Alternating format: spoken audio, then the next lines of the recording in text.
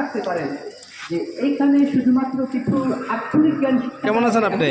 আলহামদুলিল্লাহ। যাক, আজকে অনুষ্ঠানে আসছেন, যান ভিতরে গিয়ে বসেন। তার বিয়ে কিভাবে হয়, তার তাজকিয়া কিভাবে হয়, কিভাবে সে আদর্শ ভাই কেমন আছেন? কিভাবে সে তার মাদ্রাসায় আসছেন আজকে?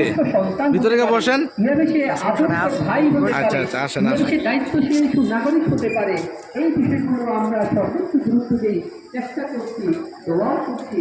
আল্লাহ তাআলা আমাদের সকল কাজের কবুল করুক, আমিন। এই কথা বলেই আমি আমার সামান্য সংক্ষিপ্ত আলোচনা শেষ করছি। ওয়া আখিরু দাওয়ানা আলহামদুলিল্লাহি রাব্বিল আলামিন।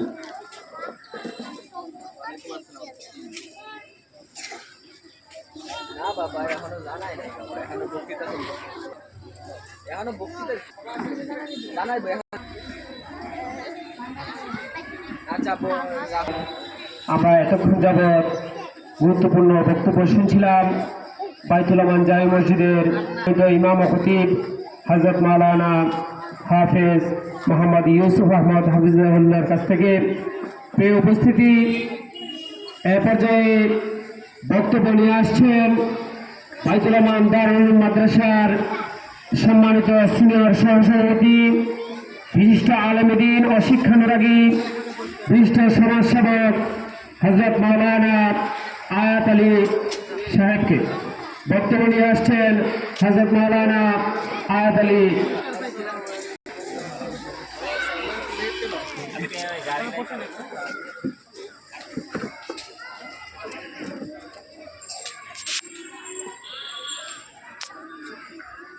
বিসমিল্লাহির রহমানির রহিম। নাহমাদুহু ওয়া নুসাল্লি আলা রাসূলিল কারীম। আম্মা বাদ। বাইতুল আমান দারুল উলুম মাদ্রাসা কর্তৃক আয়োজিত আজকে কৃতি শিক্ষার্থী সম্বোধনা অনুষ্ঠানের সম্মানিত সভাপতি জনাব শাহিন আহমেদ সাহেব, উপস্থিত বাইতুল আমান দারুল উলুম মাদ্রাসার পরিচালনা পর্ষদ, উপস্থিত উলামায়ে কেরাম, সাংবাদিকবৃন্দ এবং অভিভাবকবৃন্দ, উপস্থিত কোমলমতি ছাত্রছাত্রী, আসসালামু আলাইকুম ওয়া রাহমাতুল্লাহি ওয়া বারাকাতুহু। আপনারা ইতিমধ্যে শুনেছেন বাইতুল আমান দারুল উলুম মাদ্রাসা থেকে তৃতীয় বর্ষর অতিক্রান্ত করেছে এবং একটি কেন্দ্রীয় পরীক্ষা এই মাদ্রাসার ছাত্ররা অংশগ্রহণ করেছে।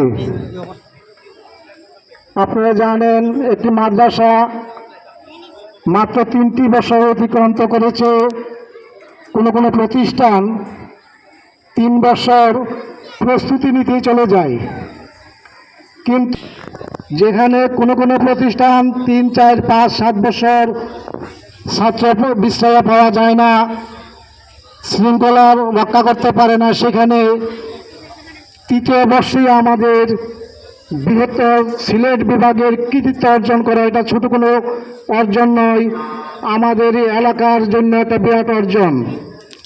আপনারা শুনেছেন এই মাদ্রাসা থেকে 60টি ছাত্র সেন্টার পরীক্ষা দিয়ে 5 জনে এ গ্রেডে পাস করেছে এবং একজন কৃতিত্বের সাথে পাস করেছে। সেটি আমাদের এই মসজিদ এবং বাইতুল আমান মাদ্রাসার জন্য একটি গৌরবময় অধ্যায়।